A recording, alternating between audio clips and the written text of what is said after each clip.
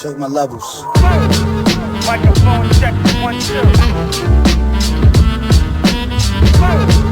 Microphone check 1 2. Microphone check 1 2. Microphone check 1 2.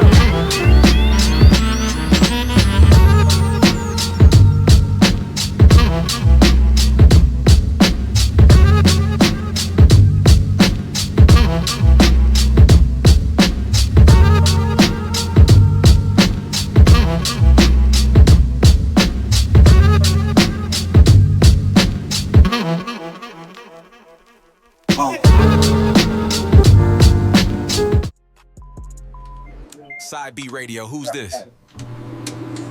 Yo, can I hear that new Tekashi joint?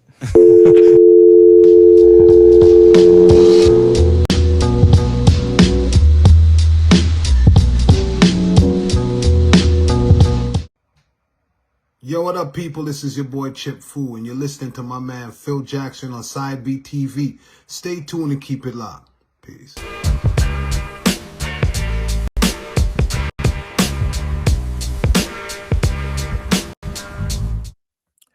Hey, what's going on? This is Phil Jackson, host of Side B TV, being brought to you on the Channel Zero YouTube network page. Please go back and hit that like and subscribe button. I hope everybody likes the interviews that I put up so far.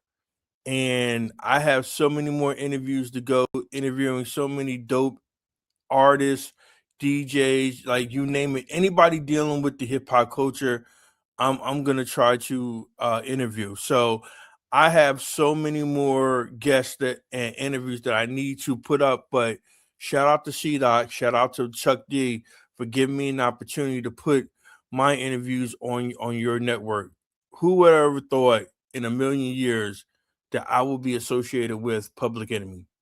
I would never have thought that, but you know, it's just a blessing. And I see Chuck D's vision. He wants to put the underground hip hop, out there even more, and with the artists and everything like that. And that's what he's doing.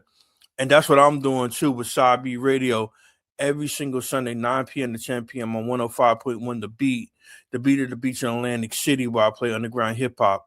And, artists, if you feel as though that you can be played, not even just artists, but if you're an artist, if you're a DJ, if you're a producer, and if you're anybody dealing with the underground culture, if you want to be a part of my radio show, because I give people that opportunity, SideBRadio42@gmail.com, edited music only with the bio. Just shoot me an email.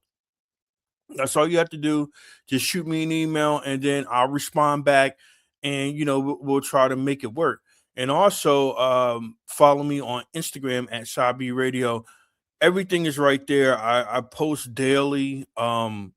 Anything dealing with the radio station, anything dealing with the podcast, I try to post, daily, just to keep you guys up to speed what's going on. And just like, just hit me up, like just DM me, and, and we could, talk back and forth, and, we could try to make things work. But now the next interview that's coming up is very special because, I don't even know how I got this interview. I mean, I just, on a whim, I was just like, yo, I hit this artist up, and they were like, sure, yeah. And the beauty of it is they had music coming out already. And, now he has so much music, and he's everywhere now. So tonight's guest is going to be Chipfu from the FU-SCHNICKENS. He's going to be talking about how he started, him being friends with Shaquille O'Neal, the legendary Arsenio Hall, the last show on Arsenio Hall. He's gonna and he's gonna be talking about his new music too. So, this is gonna be a good interview. I hope everybody's gonna enjoy it. Like I said, please go back and hit that like and subscribe button. Without further ado, I give you Chipfu from the FU-SCHNICKENS. Hope you enjoy. I'll talk to you soon. And now your feature presentation.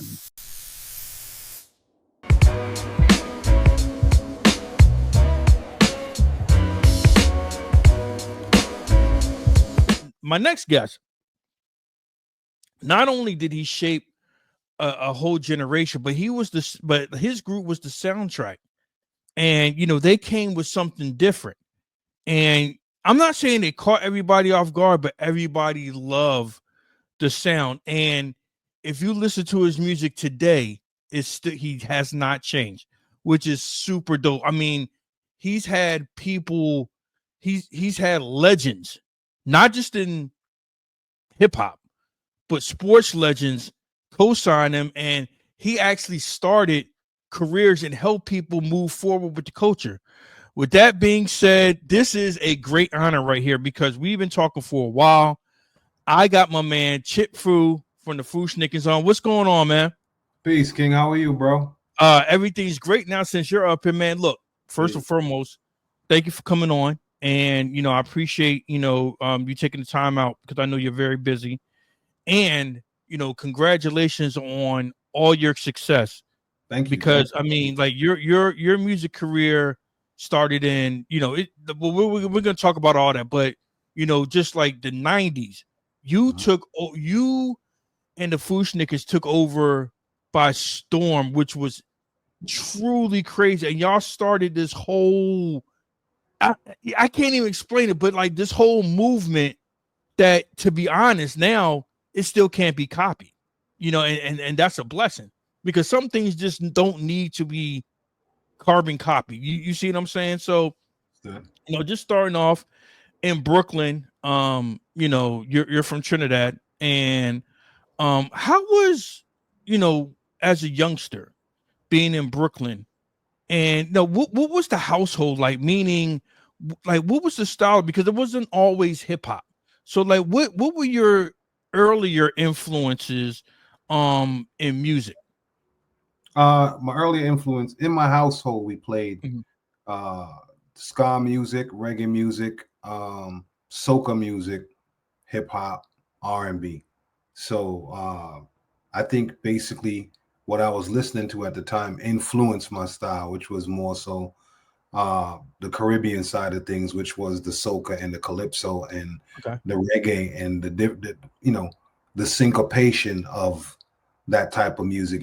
It always landed in different pockets, so I was able to follow that music. Plus, being able to play the trap drums and being able to play the steel pan, I hear things different when I'm listening to just a regular track. I hear pockets that people wouldn't hit. So for me, when I started writing, my approach was totally different. So that's why I stood out, amongst my peers at that time. Yeah. How old were you when you caught that hip hop up? Because it's always a song or a moment in time. Not even just that, because you lived in Brooklyn, New York, so you were probably walking around amongst legends that you didn't like. You were probably cool with a lot of people or associated with a lot of people that now, like, you guys are all legends. So, like, now what was like that first hip hop moment in your life? I think it was I went to a block party and I saw the Boogie Boys, and Okay. they had a song out called Inspector Gadget. And Yep. I remember watching the Boogie Boys on I want to say Video Music Box. They had this Okay. video where the dude was he was basically worming his way out of this the engine of a car and playing the keyboards, and I was like, yeah, that's so dope. So when I heard that the Boogie Boys was playing on 53rd, I live on 56 in Brooklyn. Okay. So I went to 53rd and I watched them perform, and from that day on, I got bit by the bug. I was 10. Mm-hmm. I was 10. I snuck off the block. I was 10. But at that time, I was basically dabbling in reggae music. You know what I mean? But my boy that lived across the street from me, Fu, the other group member, he's the one that we snuck off the block that we grew up together. We snuck off the block together and we went and we saw that.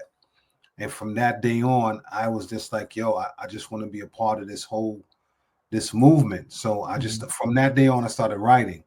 But I kept writing reggae records and hip hop records. And then I started blending them together. So anytime there was competitions, I was always 10 steps ahead of everybody because no one was able to do what I was able to do. You know what I mean? So from that point on, is when the focus was different because I was catching a lot of attention at the age of 11. My brother Right. used to bring me to block parties, and he would say, "Yo, throw on a reggae record."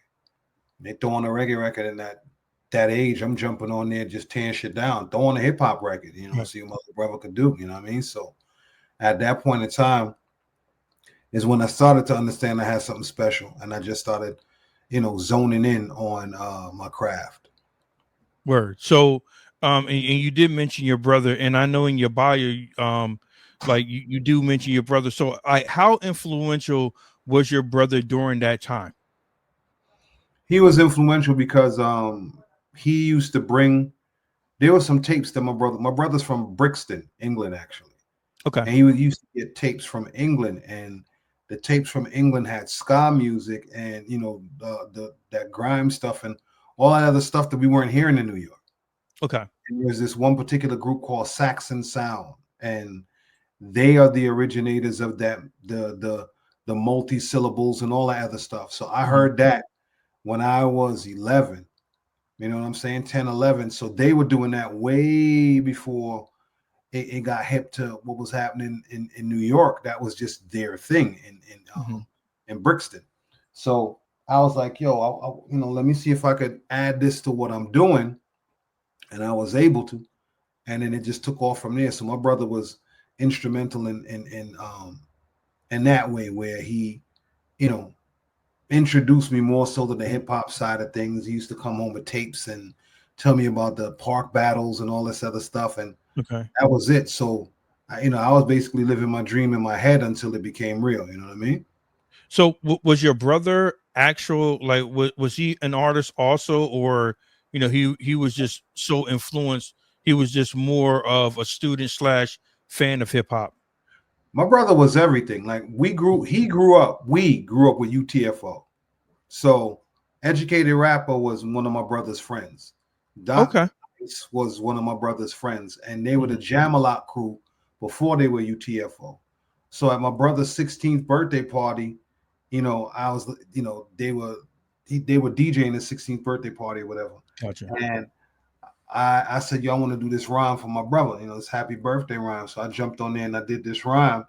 And then Educated Rapper was telling my brother, yo, you need to watch him because he's different. Musically, he's different. You need to just, watch him. So I had all these influences growing up. And then to watch them, get signed and move on and drop Roxanne, I was like, yo, they live around the corner from me. You're right. Right. So that was the biggest push that I had because I knew if they could make it, and then, Chub Rock, and then you had Howie T, rest in peace, Rest and in peace, everybody Howie. right in the neighborhood I grew up in. I was like, yo, I'm next. I gotta be next. That's so crazy. Right in your neighborhood, you mentioned Howie T, Educated Rapper, and Chub Rock, and they're all legends. And that is super crazy. And just the influence and the inspiration around there.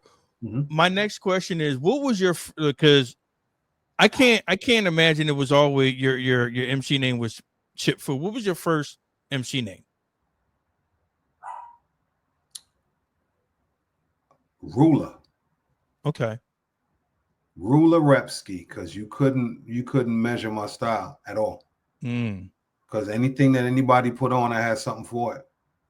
And I had that name at 11. Then they used to call me Quiet. That was just the name. They used to just call me Quiet. Now his name is Quiet. I used to walk into the dance and I just be quiet and wait till everybody get on the mic. And I just jump on and just tear it down. And everybody be like, yo, Dad, this kid is different. He's like, what, 12 years old? And we sneaking him in here, giving him Heinekens, and he tearing up the place. You know what I'm saying? But those are my names. I went from Ruler Repski, Quiet T. Then everybody wanted to call me they wanted to do something along the lines of Mokfu and Pokfu, and I was like, nah, call me Chipfu because I'm a piece of everything. I'm a piece of reggae, piece, you know what I'm saying? We kept going, and from that point on. But those are the names I had leading up to the Chipfu name.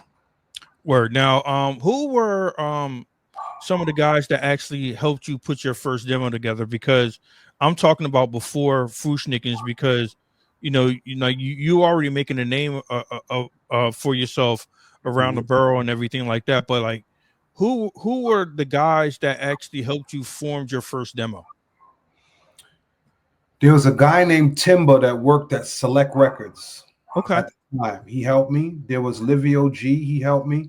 There was DJ Word who helped me. There was Jerry Calendar who helped, and there was another person named DJ Danny Dan from the Bronx. Okay. Those are the people that actually helped me. They groomed me in a sense. You know what I mean? I wasn't used to writing song. I didn't know strong song structure until I met those.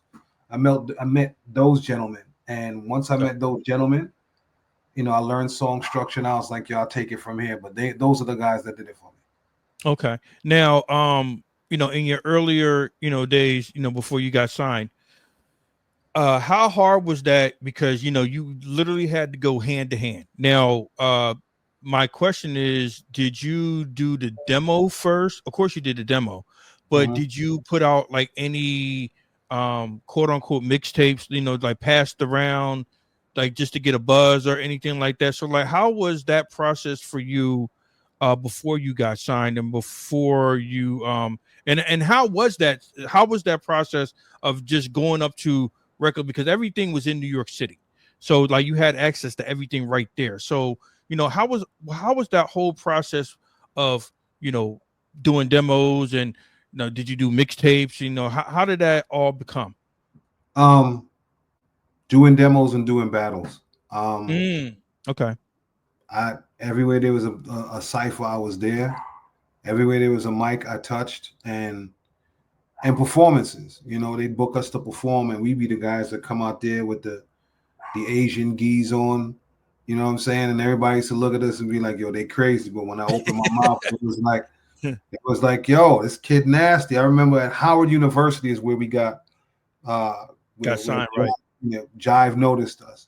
But I was the guy walking around in a gi with the straw hat and some 40 below boots, walking around the place just looking for somebody to just be like, "Yo, let's battle." And then I stepped into the cipher with what's his name? My guy from Boston. Man, he had that song. Got to have it. What's his name? Oh, Ed OG. Ed OG. Ed Okay. OG could tell you the story. Okay. There was a cipher, leaders of the new school, myself, Ed OG was there, and just everybody that was basically performing for this Howard homecoming. Shut up, Ace. Shut up, Milo. So that's my dog. And I stood there, and they was looking at me like, "Yo, this dude is crazy. He's in here in a Chinese gi with a hat." So I stepped into the cipher, and everybody that stepped into the cipher got murdered, and that was that. I think that I got the attention of a lot of people from Jive, and we didn't have a demo at the time. Got you. We were just known as those dudes that came in the Chinese geese, and that dude that that had the yin and yang thing around his head. Watch for that dude right there. He nasty. You know what I'm saying? And that's how it happened. And then there was all these battles at wetlands and the buildings and all this other stuff. So I'd go sign up for the battles.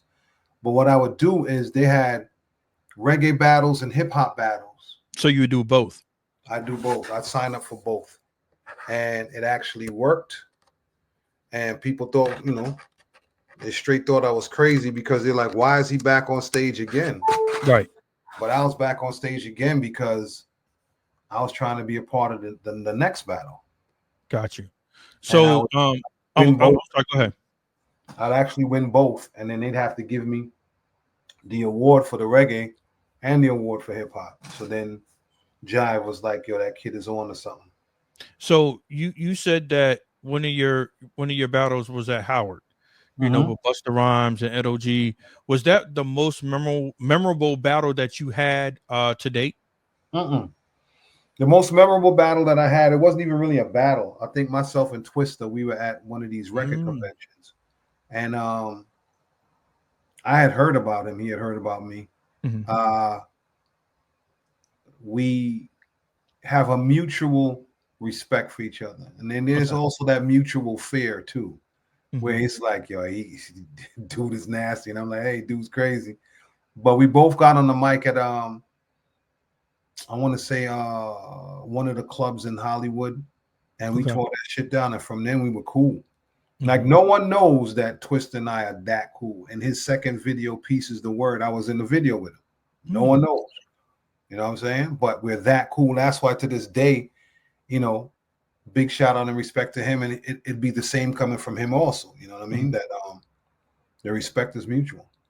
That's what's up. Now, I want to talk about your record deal in a minute because I always like to ask artists, you know, how their experiences were on their record labels. But I want to get back to forming the group FU-SCHNICKENS. So, how did that all become? Because, like, I know you said that you were already cool with one member.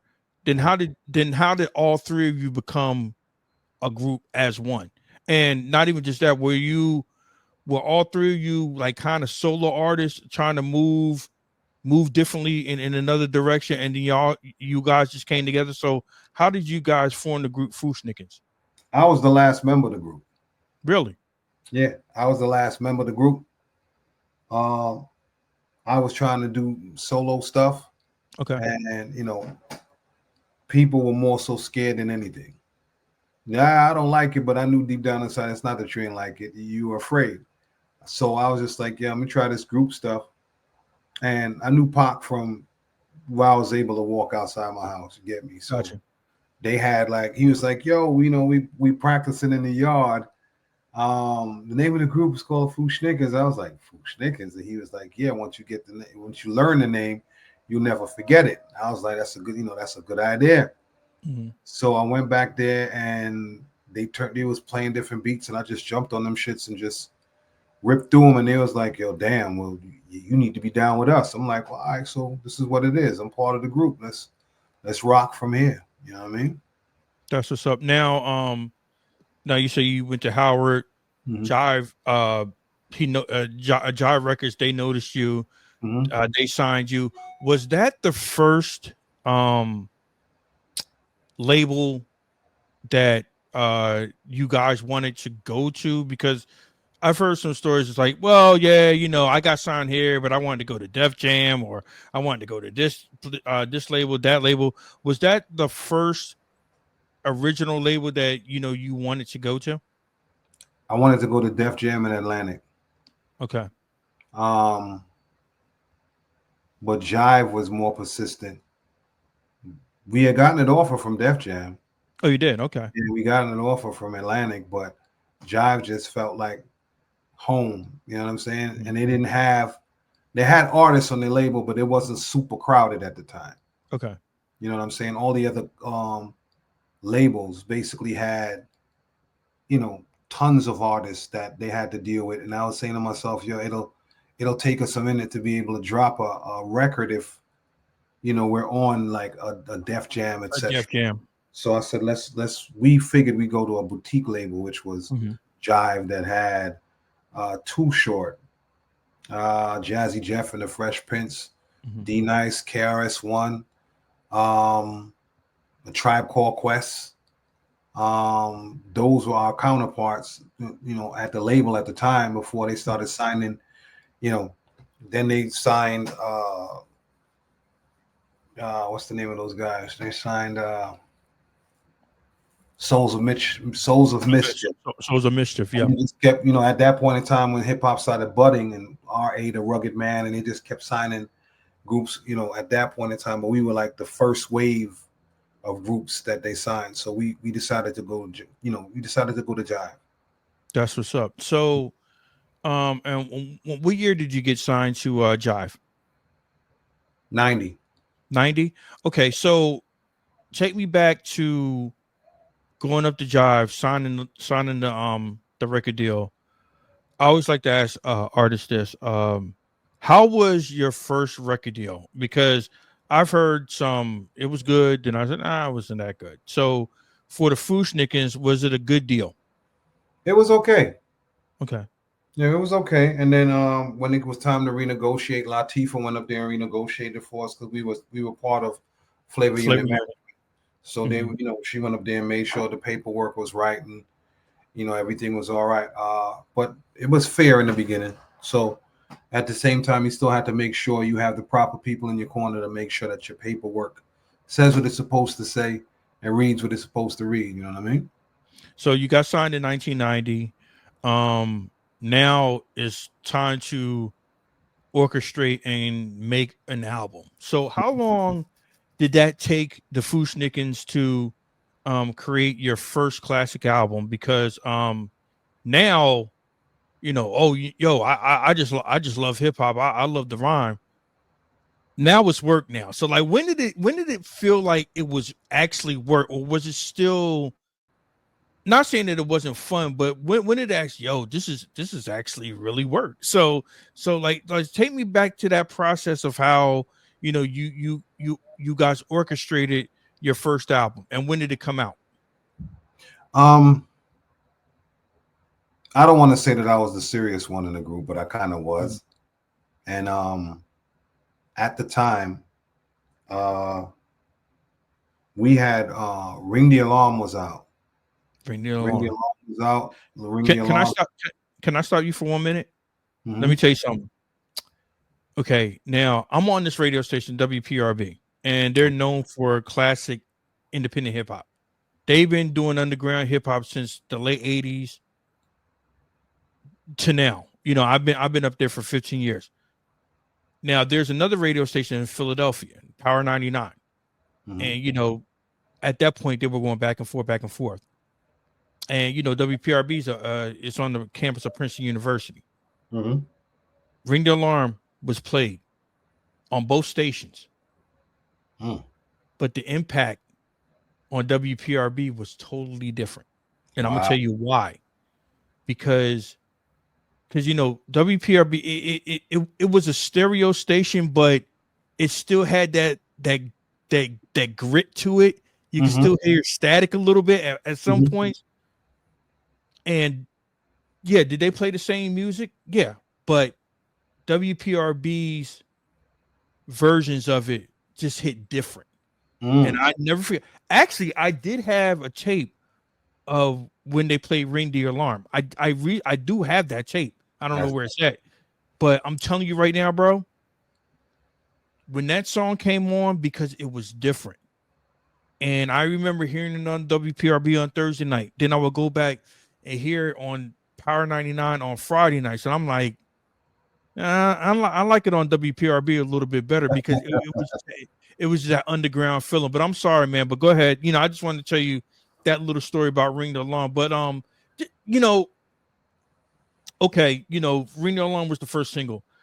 How was that orchestrated? Meaning, like who came up with the concept and everything like that, and just putting everything together. And how long did it take? And who was your main producer?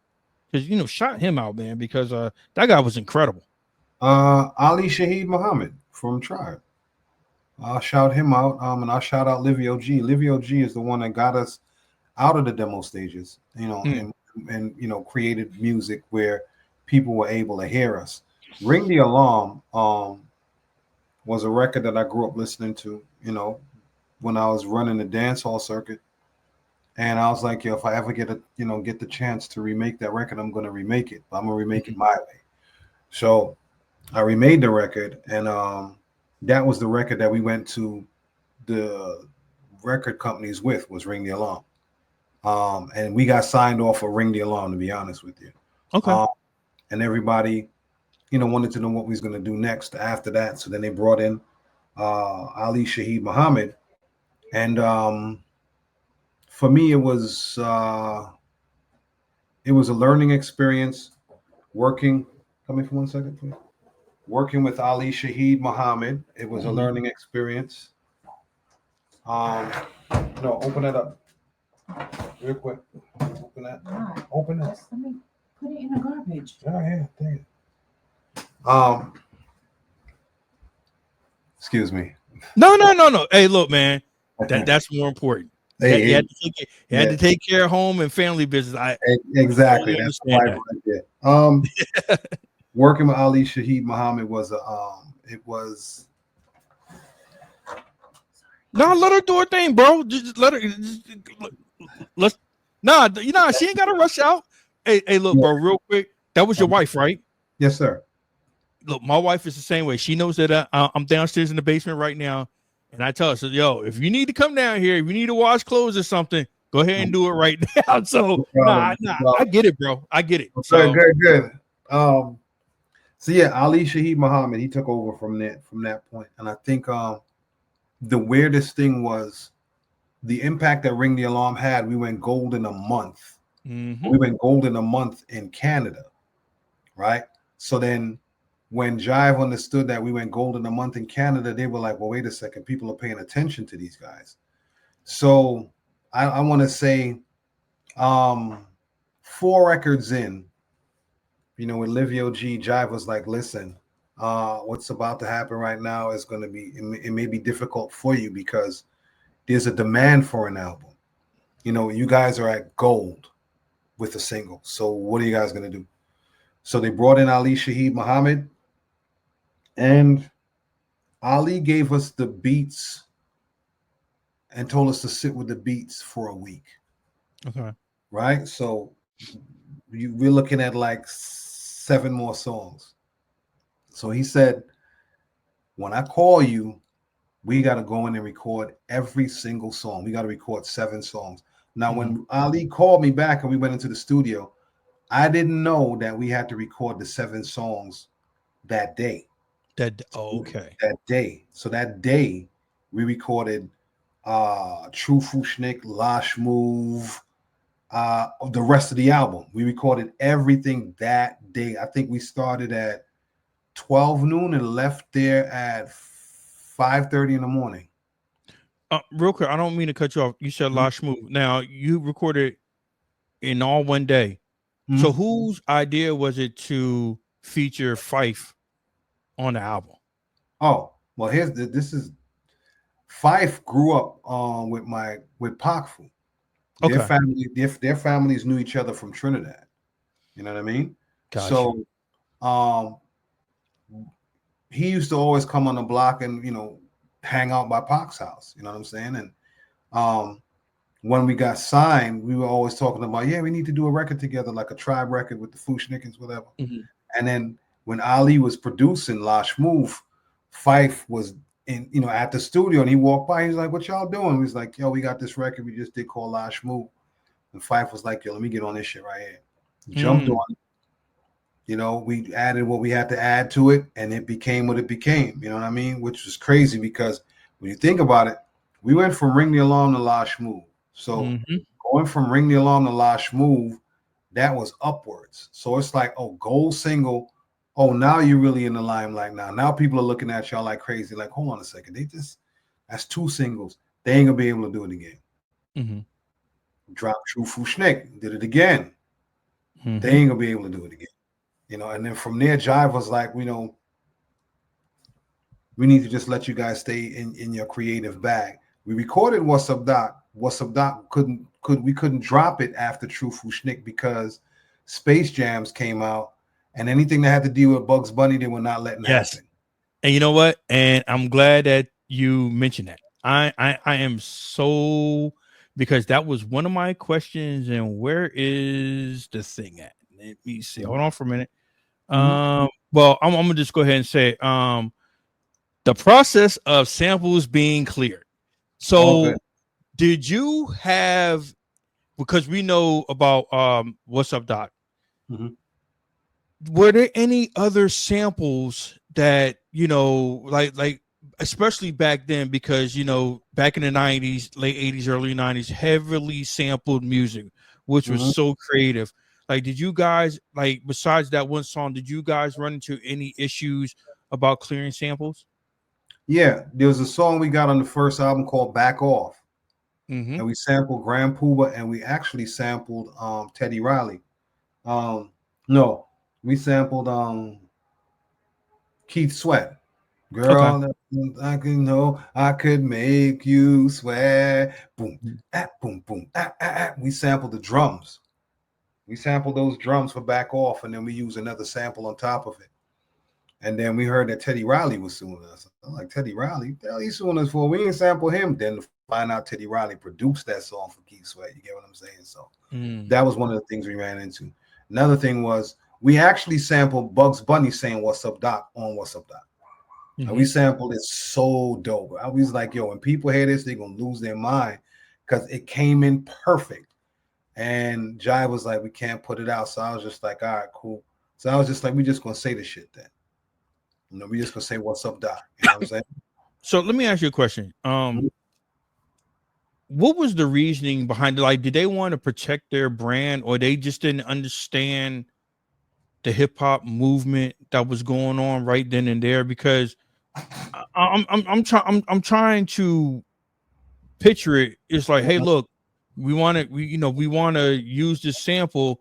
We're gonna send you the song just to let you see, what we're doing, and it's not anyway disrespecting your brand. So like, what was their whole process behind no, we're not clearing the sample?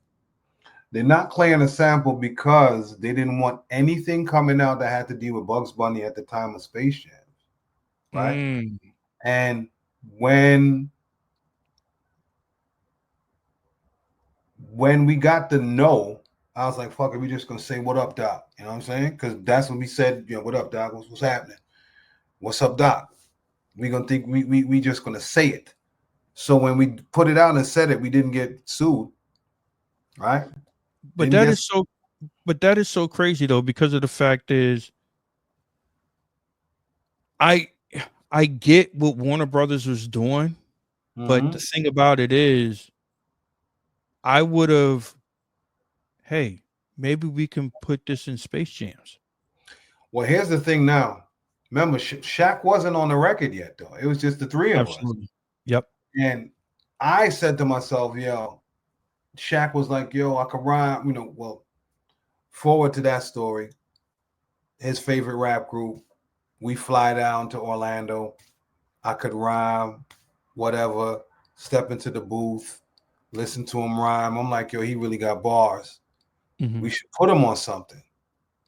Yo, let's put him on "What's Up, Doc," because he's a basketball player, kind of like, Space Jams, da-da-da. But with this cat now, put him on there, and it took off. So in everybody's mind now, you got these Brooklyn cats that have every single that they're putting out now is just taking off. You know what I'm saying? So, thank God for that. But from that point on, it was just it was crazy. Word. So the Warner Brothers, after when the song came out and you had Shaq up there, did they come back and say, like were they like, damn, we should have? I believe they were, to be honest with you. I believe they were because the song was that big. You know what I'm saying? It went platinum in a month and a half. I know they felt that. So now they're like, these are the kids that we turned down. We weren't really paying attention because these kids are actually selling records. And that's the thing that people fail to realize when people have conversations with us or they try to match us with certain groups. I kind of laugh at that because it's like, yo, bro, we weren't just the group, the novelty group that just came out and did whatever. We actually sold records. I'm glad you said that. And I'm glad that you said it, because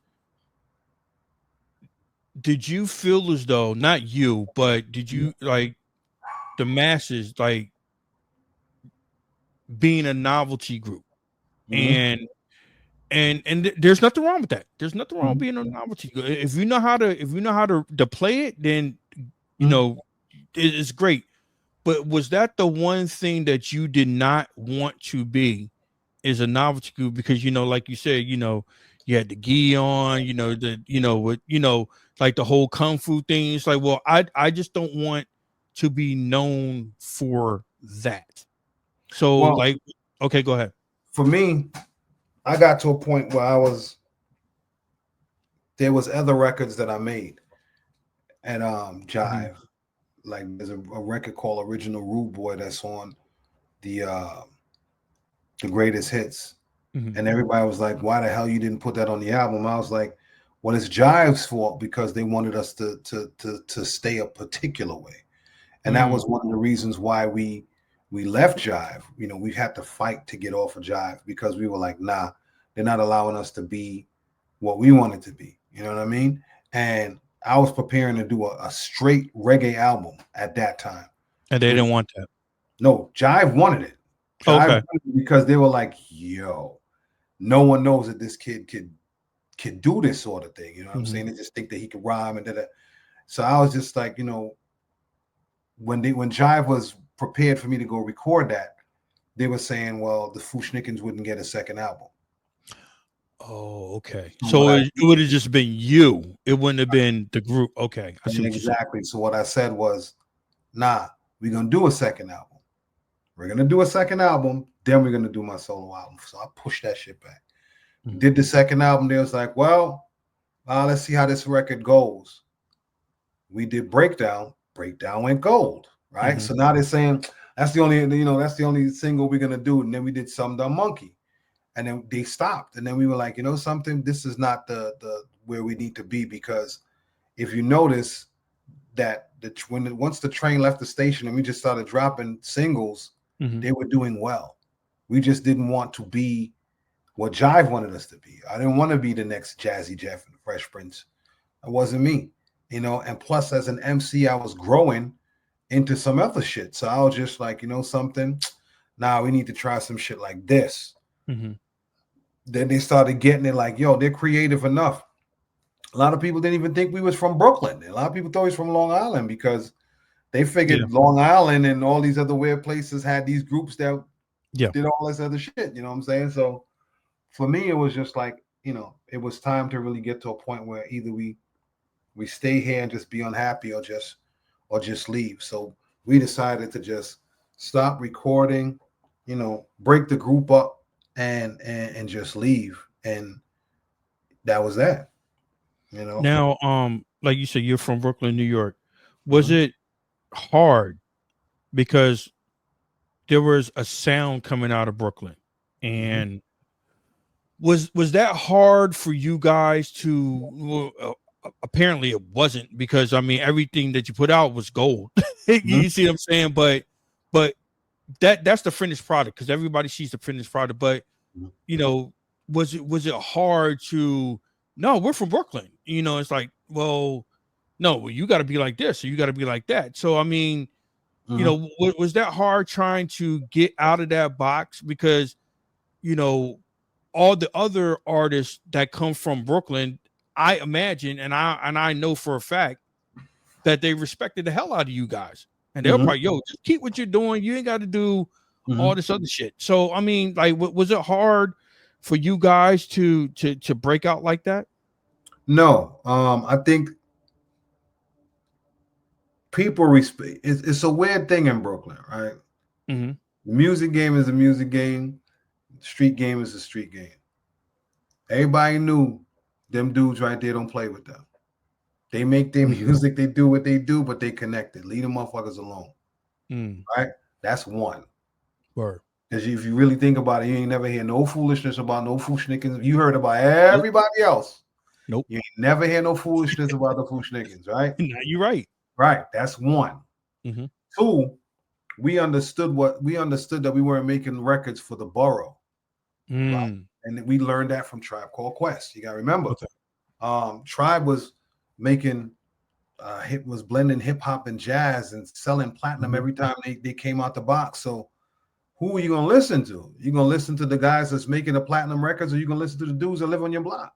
So we're listening to Ali Shaheed and Tribe, and they're like, yo, things got to be colorful, they got to be catchy, they got to be different. You know, you guys got to switch up when you rhyme. You can't always be in the middle, and you got to find a way to make people listen, you know, entirely to the records. And all these things that they were telling me, I wasn't really catching on until I started listening to their records, where they placed Q-Tip. Q-Tip would start, Phife would be in the middle, and then it'll be Phife again, and then Q-Tip to end it, or they'll switch it just to keep the momentum of the record going. So then we started doing those same things. So we started listening to, you know, those legends first, and the De La's and everything else. We started listening to them, and that's why our records transcended just Brooklyn. You know what I'm saying? Even though at that time, you think about it, it was that time there when we first started, it was more so Black Moon and the Tims and all that stuff, right? we felt the same way. You know what I'm saying? We've rocked the Timbs and all that other stuff, but because of our sound, we were able to tour with the Beastie Boys. So No, you had that's the Boys and the Beastie Boys, right? Yeah. You had the FU-SCHNICKENS, Beastie Boys, and Run DMC, right? that's a crazy lineup. There And I you was going go. to ask you. And I was going to ask you about that. That's my next two questions, but or Mhm. next couple questions. But all the success that you had at a Mhm. young age, was it overwhelming for you and the other group members? It wasn't overwhelming for me because I know why I was doing it, Okay. right? I think my parents had a strong influence on me.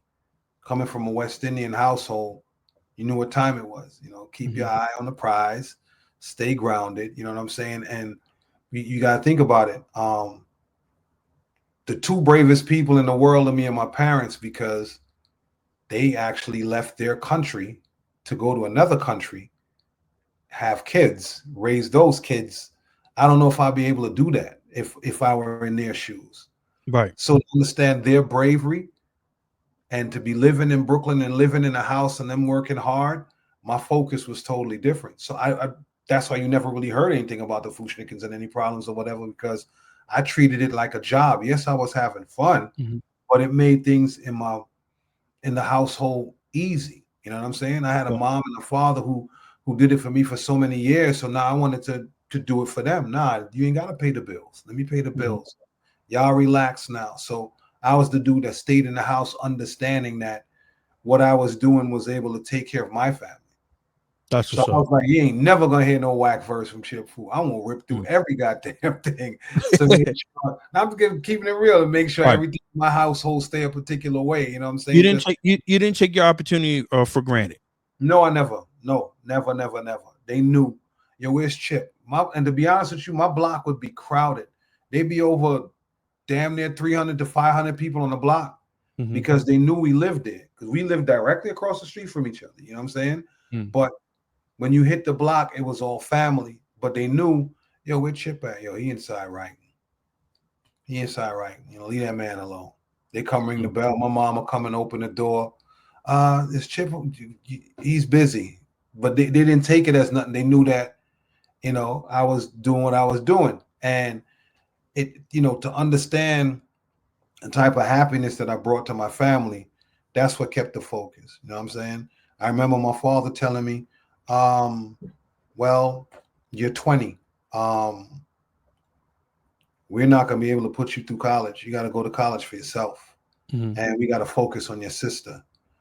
You know, I took it for what it was, but then I was able to make money and pay for my college. And then I left college and got into the industry. When I got into the industry, I was able to help my sister. My father was like, well, we need help. I was able to help my sister. So just that alone kept my focus different. Gotcha. I knew that, you know what I'm saying? So I was like, nah, these niggas is never gonna catch me slipping. You ain't gonna never catch me slipping. And we never did. We never did, bro. We never heard one word about the FU-SCHNICKENS. I mean, it was strictly music. You guys were on tour. And that is my next question. What was your most memorable tour? Because I know you just said Beastie Boys and Run DMC, but was that the most memorable tour that you went on? Lollapalooza was the most memorable tour because my father passed away. Right. He passed away in 94. And we did Lollapalooza. And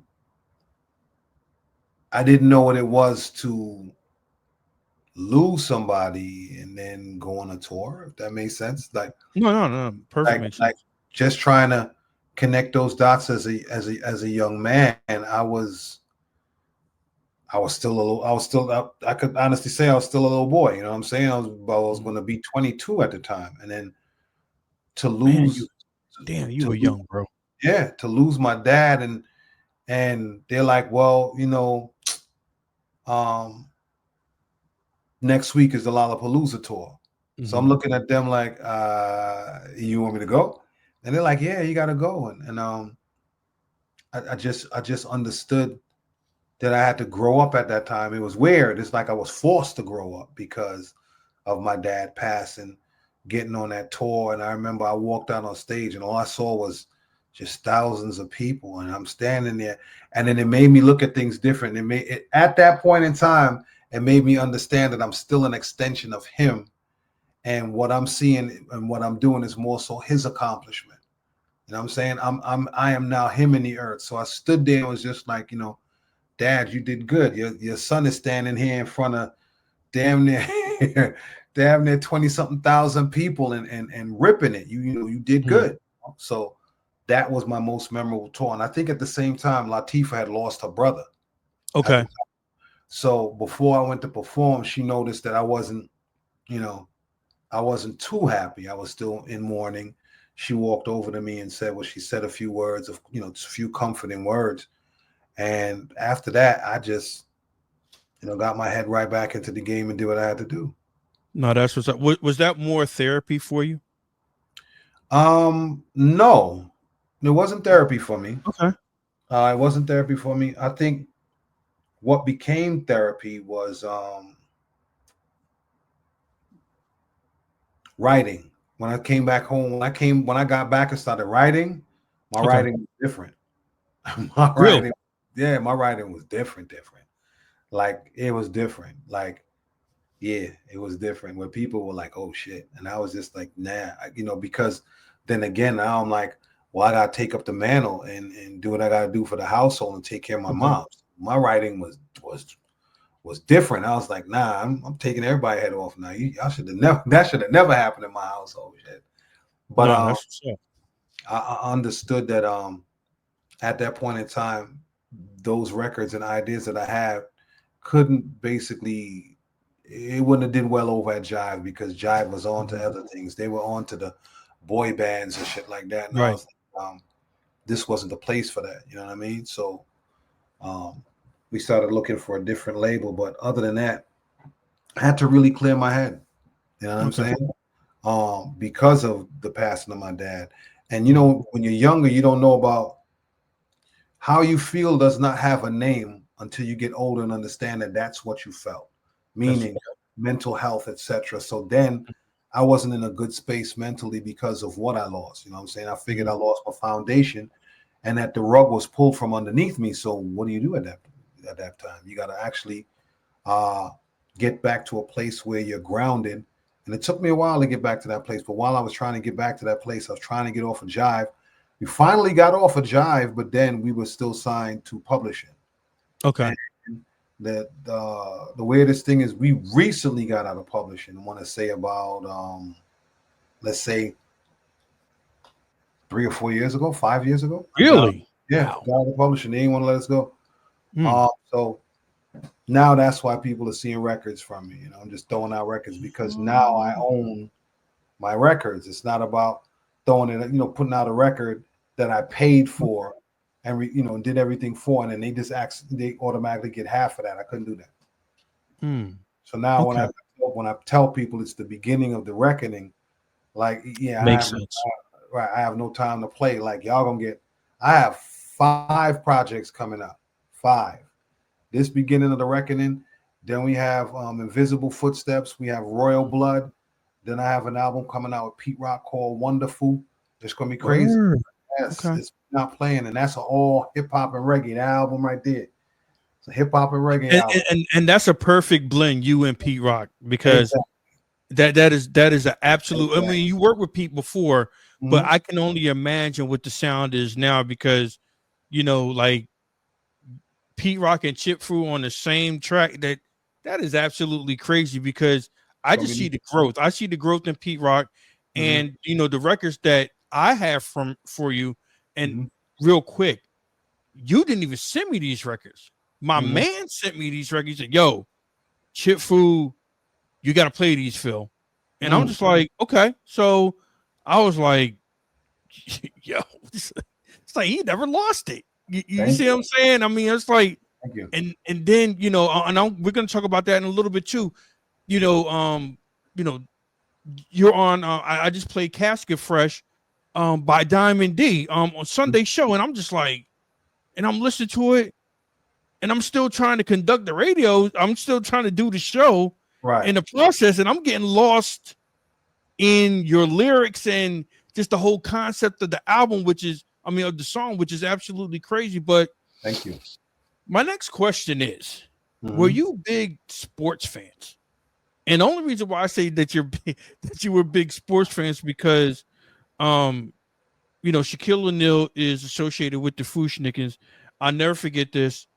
It was I don't even know what I was watching, but you guys were somewhere, Mhm. and it's video. It's an old school video footage, and it's the FU-SCHNICKENS and Shaquille O'Neal, and I think it was you that told him, "Oh, you're part of the FU-SCHNICKENS now," and he just went absolutely crazy. So like, Mhm.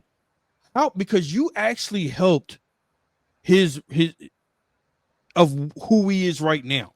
Mhm. So like of in the music industry, Mhm. how was that working with Shaquille O'Neal, and just, and how does that feel being in that process and seeing the growth that he's had? Because at first, oh, he's a basketball player, he Mhm. can't rap, but he can actually rap. Like Yeah. Shaq can actually rap.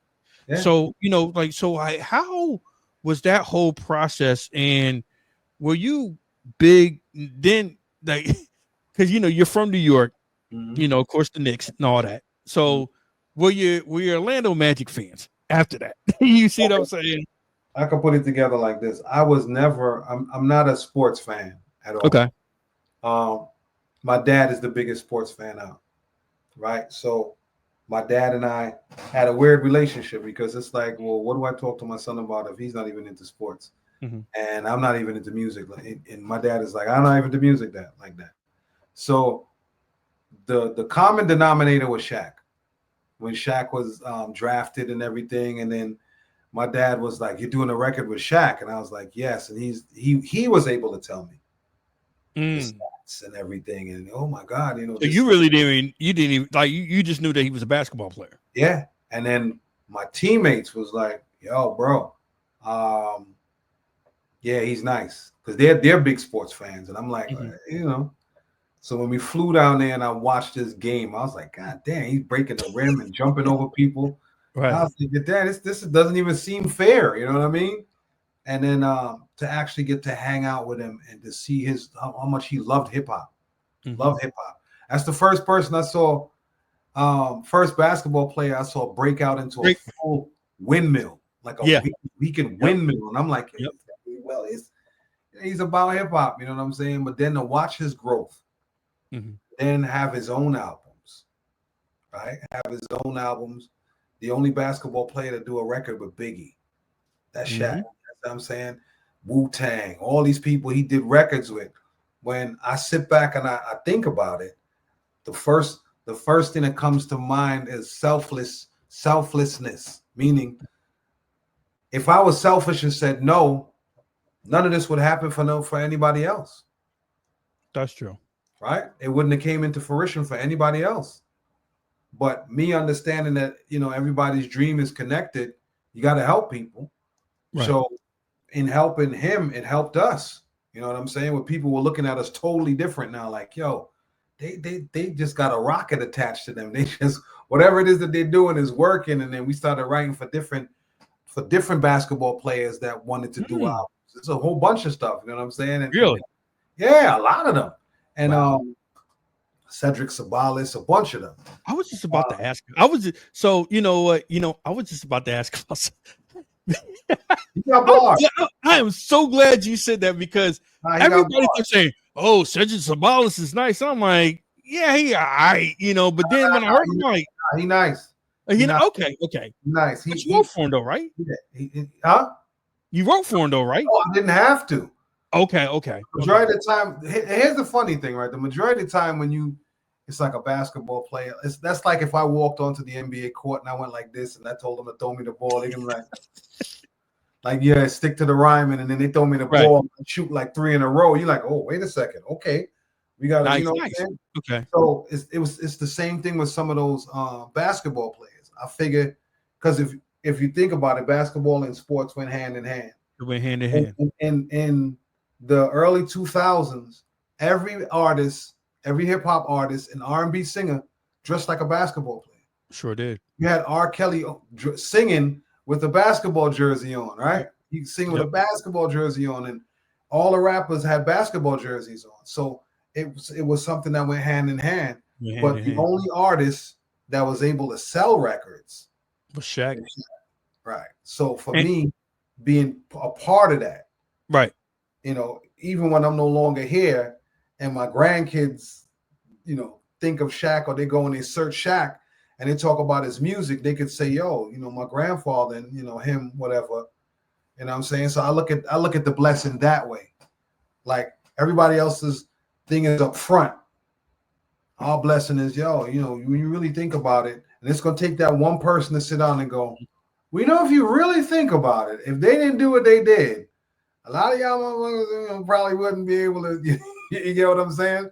But it's about somebody else saying it instead of us. You know what I'm saying? And you know what the cool thing about it is, I just saw in this recent episode on Drink Champs where Shaquille O'Neal was up there, and they actually FaceTimed you, and you know Shaquille O'Neal actually thanked you for, you know, what you've done, and you know, and that's love, man, because you know, like a lot of people wouldn't even do that, and you know, and especially, you know, like he is an NBA legend, and you know, and I know that, you know, he was linked with you guys, and I think that's when it really, really took off, because you showed that, hey, yo, this guy can really rap. You see what I'm saying? So, you know, and that was cool that, you know, he thanked you, and and you guys are still cool to this day, and everything like that. So, you know, that's wonderful. But I want to talk about one of the it's two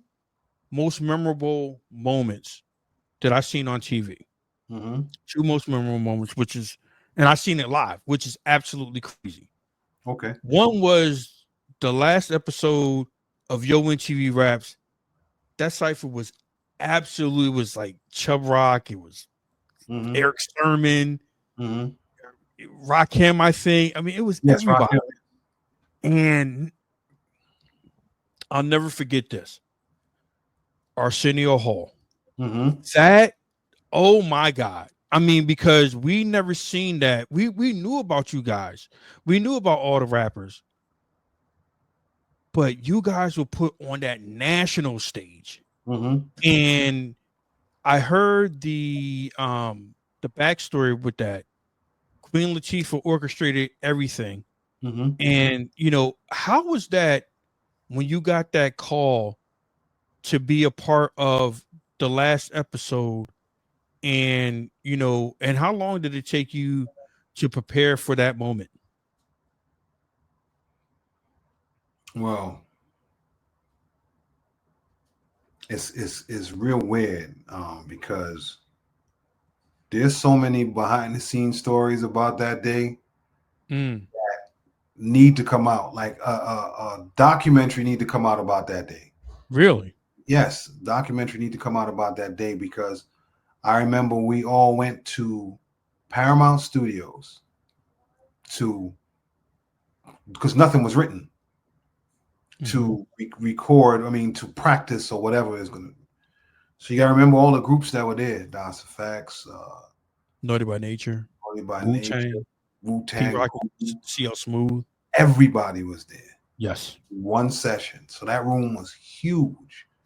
Everybody walked in. Now you got to remember, it's hip hop. So nobody's walking in there with the big grin, and everybody was quiet. Nobody says shit. Now, Pete Rock went, took a disc, and he pushed that disc in, and he pressed play, and it's like the room lit up. Everybody was like, yo, that shit's hot. Everybody started going into different corners, different groups was mingling. Like, I sat there and was like, yo, this is one of the best days in hip hop for me, because I actually saw it happen. I saw no one knew that KRS-One wasn't supposed to be there. Yeah. No one knew Mad Lion wasn't supposed to be there. And the dope part about it is he came in and freestyled that whole verse. He freestyled that whole verse and then passed the mic to Mad Lion, and Mad Lion finished it off. So to us, we were sitting there like, yo, how crazy is this? If the world knew that half this stuff, some of us wrote, half this stuff, it didn't. some of us didn't write, but KRS-One and a couple of people came in and did their stuff on the spot. Now, when Right. I look back at the Arsenio Hall show, it's meted with mixed. I meet it with mixed feelings now because some of those people are no longer here. Fife is no longer here. Old Dirty Bastard is no longer here. Right. And Guru is no longer here. So when I look at it, it's just like, Yeah, he was yeah. there. He sure When I was. look at it, it's weird to me now. Like, it was a beautiful day in hip hop, but some of my comrades are no longer here, and that's why I continue to push so much, because it's like, that you can't recreate that day. And there's been times when people try to recreate like some of the dopest ciphers, but they're not that dope. Like, you had think about it. Everybody on that show was part of the 90s, meaning if you erase that show and all those groups from the 90s, there wouldn't be no 90s hip hop. That's how big that show was. And you know what the other part about it is? Mhm. It shows how dominant East Coast hip hop was. It did. Because it was all the groups were from, everybody was from the East Coast except Yo-Yo. That was the only one. Exactly. And that's how dominant, East Coast hip hop was at that particular time. And that's why you can never reduplicate that. Nah, never. Bro, look, as a fan standpoint, I wasn't even in radio yet. Mhm. I wasn't even thinking about doing radio.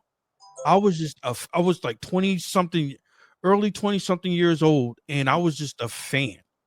And to see Arsenio Hall bring up, KRS-One, Eazy-E, like people that we listened to, and because late night, 11:30 at night, what was it?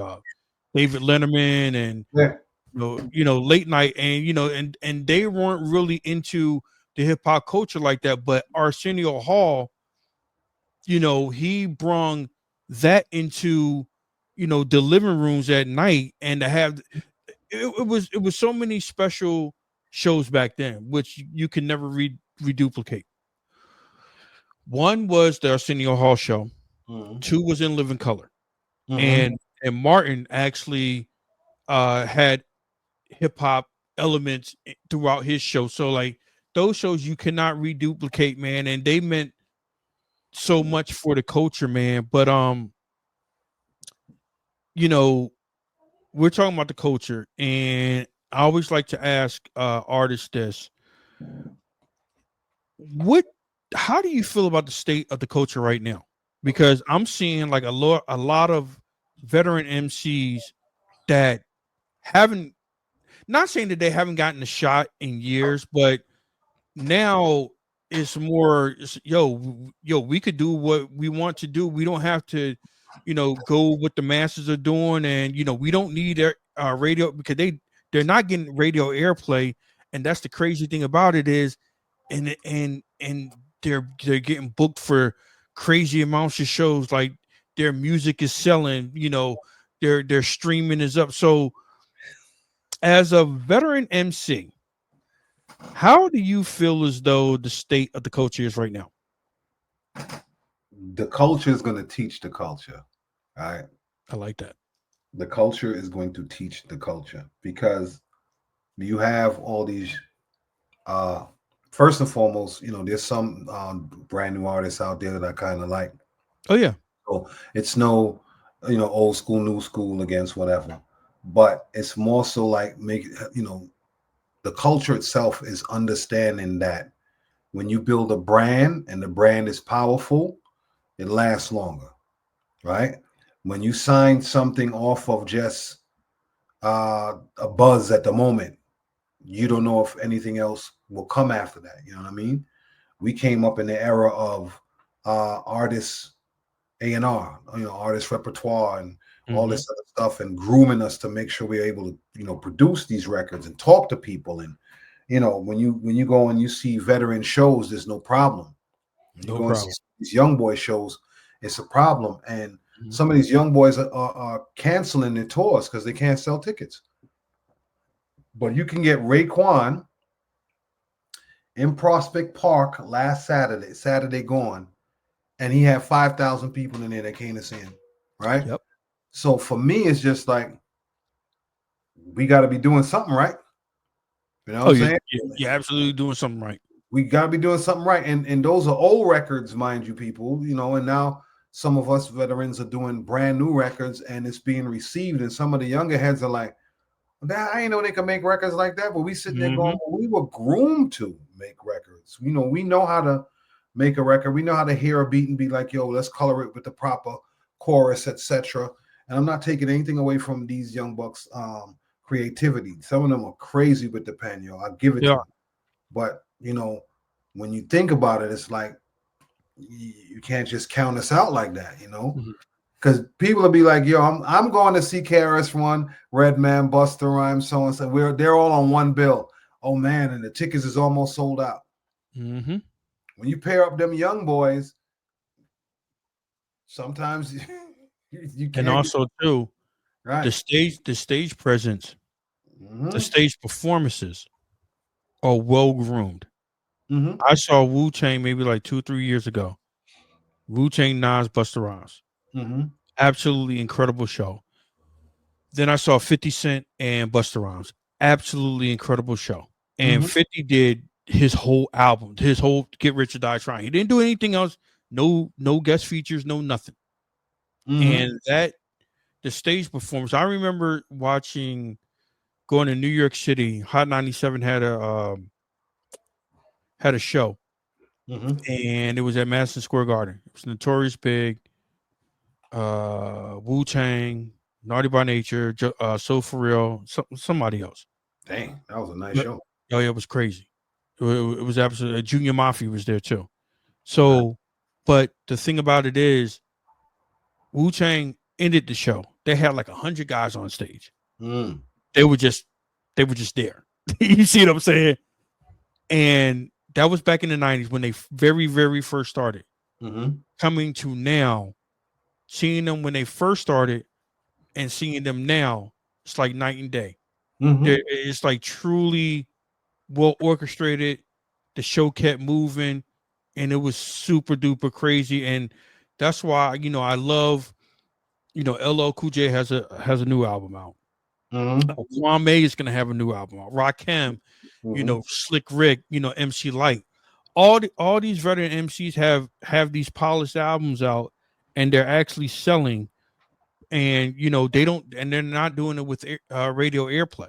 And which is because now we all know you don't need radio airplay to be successful, because there's so many other avenues. You know, the streaming, you got podcasts, you have internet radio stations, you know, that do even better than FM radio stations. So, you know, like you guys are taking advantage of that lane, and I salute all you guys. Now, with that being said, you ventured out and you started Black Ink Incorporated. So tell my audience about that, because that played a pivotal part in the hip hop culture also. Black Ink. Black Ink is a film and music company that I started. And I was just waiting till I got off of the publishing situation with Jive to really get into the company, where we are actually doing documentaries. Can't really speak about them. There's some documentaries that's going to be coming, and some albums from myself, and possibly some other artists. But you know, it's called Black Ink because normally when you sign your name, you got to sign your name in black ink. You sign your name in blue ink, they don't take you seriously. So for me, I formed that company to make sure that not only did I continue to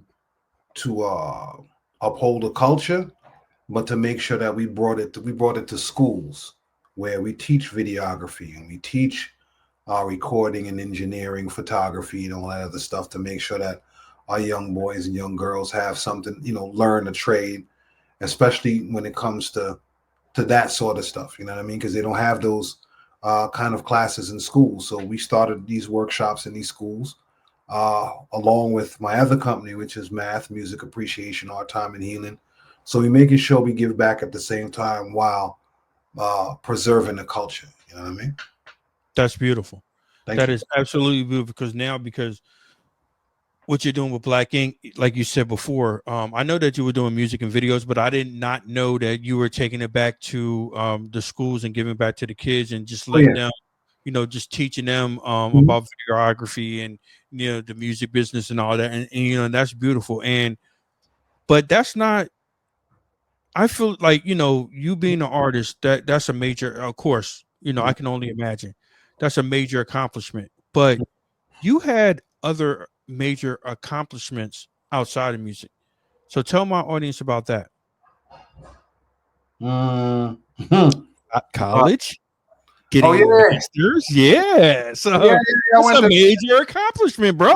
yeah, I went to wow, I went back to school and got my degree in physical therapy sciences. Salute to you, brother. Thank you, sir. Physical therapy sciences and deep tissue massage and second degree mastery in Reiki. I had a son. I have a son, sorry, and I knew at that point in time in my life he's going to be watching me. So I just wanted to make sure that whatever it is that I did at that point in time, since they say kids follow their father's footsteps. I wanted to make sure that everything was positive. So I studied all of that. Yeah, got my degrees, and then from the weirdest thing is Ali Shaheed Muhammad when Tribe got back together and they were touring, and I started recording again. I started recording with Ali. So Ali would drop me to school. He would drop me to school, and pick me up from school. And That's we go love. there. Yeah, he and I'd go back to his crib. I spend the weekend over there learning all the equipment, learning how to stack vocals. That's why I keep telling everybody, yo, yeah, I don't even think y'all ready for what I'm about to bring because of everything that I've learned, over these past few years, and how I view music now is totally different. You know what I mean? So I big up to those accomplishments. Teaching college courses, taught college courses in St. Francis College. I might teach a college course here in Queens College. You know what I'm saying? I'm just making sure that I just paved the way for as many kids as possible. Not only that, I'm actually hiring the kids that I teach in the schools once they graduate.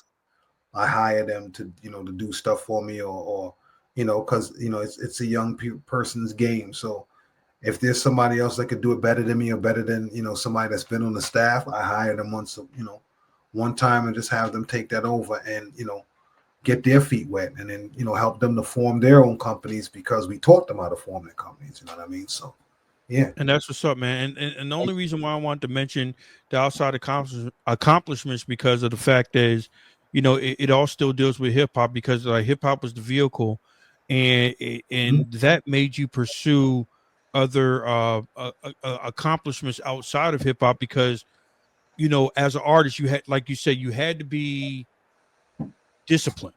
You had to be disciplined, to go in the studio and make records. Be locked into the studio 24, 25, 26, like 1-2 days making records. So, Yeah. And then now you going back to school and being locked in, studying and, just trying to get all the knowledge that you can and just accomplishing the mission, which you did. And I think that's very important, and that should be talked about a little bit more because I know you're like, well, what the hell did I do? It's like, nah, bro. Like I said, when when when I do interviews, I try to look, I try to see other stuff outside of hip hop.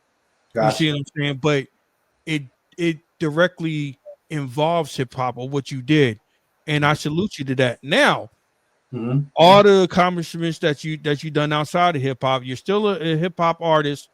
Now let's talk about the new project, Beginning of the Reckoning, and it's out right now. Tell me about that and how long and what is the whole meaning behind that whole project? There's a lot of things I got to set in motion and set, and set straight.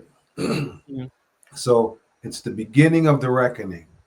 You know what I'm saying? People got to recognize a lot of things. They got to recognize, where certain flows, styles, cadences, patterns, and everything came from. You know what I'm saying? I haven't been around for a while. I have not been mentioned in certain circles, but I just want people to understand that when it comes to doing what I do, I'm one of them that do it the best. You know what I'm saying? So it's the beginning of the reckoning, and at this point, moving forward, you're gonna always hear music from me. Now that I have the freedom to put it out on my own label with distribution, etc. So I'm happy about the freedom. I'm happy that I can do what I want to do now, and it's not a situation where I'm being censored or I have to follow certain guidelines from record companies. Now it's just me doing what I got to do. Got you. Everybody say that they want music, they're gonna get this music. So make sure that I never stopped recording. That's the thing. I never stopped. So I'm sitting on tons of music that need to come out. So let me ask you a question.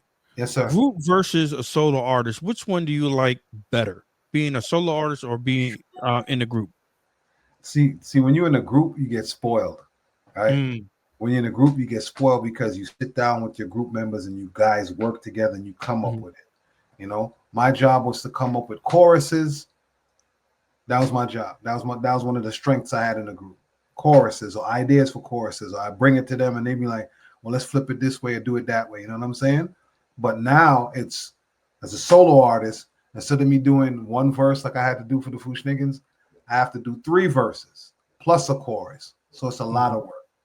Do I love both, you know what I mean? But the best thing is to hear a full-on song of myself and be like, yo, I did that. You know what I mean?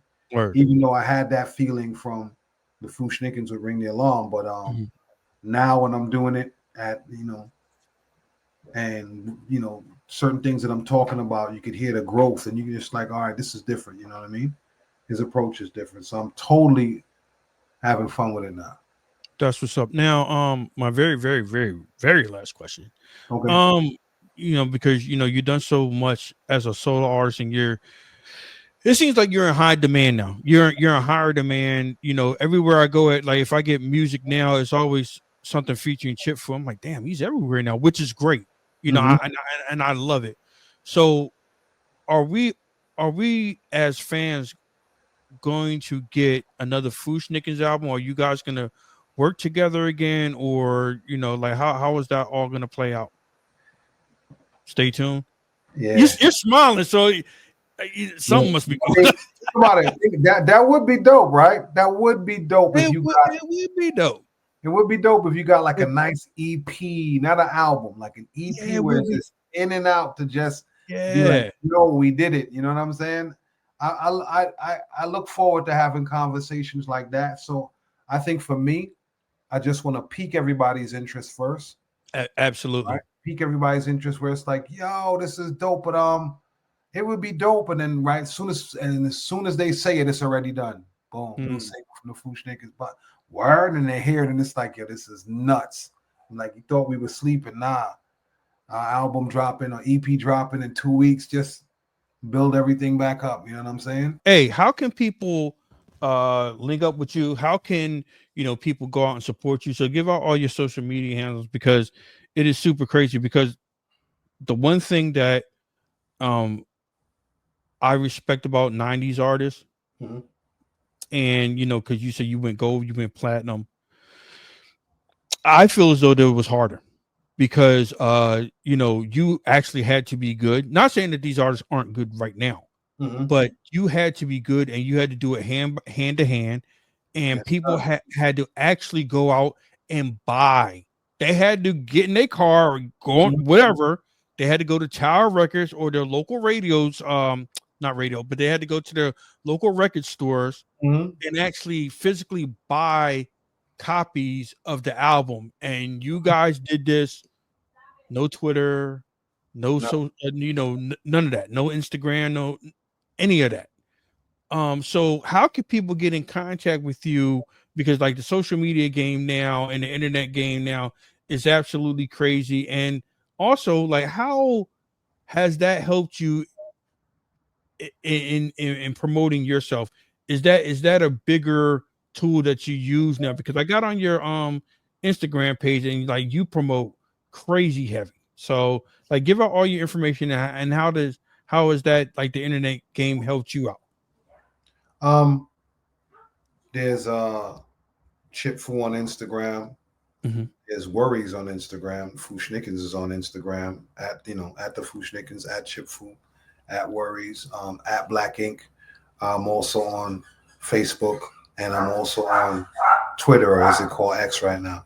I think that the best thing about it is the connection you have now with, I don't want to say fan, but family base. Your family base that supports you. You have that direct connection with them. And, sometimes people want to reach out to you just to say, yo, hey, what up? You help me, your music helped change my, direction in life, or it helped me in certain situations. And it's no longer a fam letter. It's the person leaving you that message. And I think the best thing about it is it's brought the world closer. You could actually see how small the world is now. It's a big place, but it's actually small because, even, and when you look at analytics, or I look at my analytics, or management looks at analytics, they're just like, yo, how many people in Japan are liking, or all these people in Argentina and all these weird places. We would have never known that. The record company probably would have, but now we're able to press a button and see who likes what. Yeah, see who likes what, and actually be in touch with these people. You could talk directly to promoters. Hey, we want to book you for, all right, we'll send the paperwork to, what I'm saying? I think there's pros and cons to it because, sometimes it makes people lazy. Certain artists, it makes certain artists lazy, where you see them online and it's like, oh, but then when you see them in person, it's like, yo, for real? Like I was expecting a better show. And I think that's what certain artists from the 90s, early 2000s have gotten prior to this whole internet thing is we understand that it's a tool. It's not us, it's a tool. You know what I'm saying? So still be you and still talk to people, but don't allow it to take over and, you become that. That's one thing, I wouldn't allow. Thank you for coming on, man. No problem, man. Thanks for having me, man. Thanks for having me. I truly appreciate that, man. Real quick. Yes, sir. Any last words for any artists out there that is trying to get into the game? Any words for any old school artists that are trying to see, how can I get back into this game? You got any advice for them? Yeah. You got to believe in yourself more than everybody else believes in you. And you gotta see the vision. You got to speak the vision into existence, right? You got to get to a point where you don't allow doubt to dictate your moves. That's another thing too, because once you plug into the internet or into this world, I call it, you more so moved by their beliefs and their methods, right? You're older, you can't rhyme. It's a young man's game. And if I believe that, I wouldn't have done half the stuff that I'm doing right now at this particular point in time in my life. And you got to wake up every morning and look yourself in the mirror and say, first, be thankful. You know what I'm saying? First, be thankful. Be thankful that the ideas that you're getting, you're able to manifest those ideas. 1, 2, think about it. Being able to create something from the mind, put it on paper, and then record it. That's a certain magic that a lot of people don't have because they can't translate that sometimes, right? So all the older artists that was like, let me step back in, shake off that fear first. Shake off that fear first, because that fear would actually help you. That fear will make you doubt yourself. I don't doubt myself one bit, right? For all those artists that are listening, old, young, indifferent, I don't doubt myself one bit. You could put me in a booth with anybody and they get that smoke at this point in time in my life, because I believe in myself, and I believe that it's a God-given gift and talent. So if God gives you something, you already know what it is. Age is just a number. It really is. It's just a number. And once you prove that to yourself, you're like, well, yeah, this don't sound, it's a sharp, you know what I'm saying? Then you know to keep going. But at this point in time, it's not about keeping still, especially if you were given a gift. It's about moving forward with the gift. That is so much great advice that you just gave out.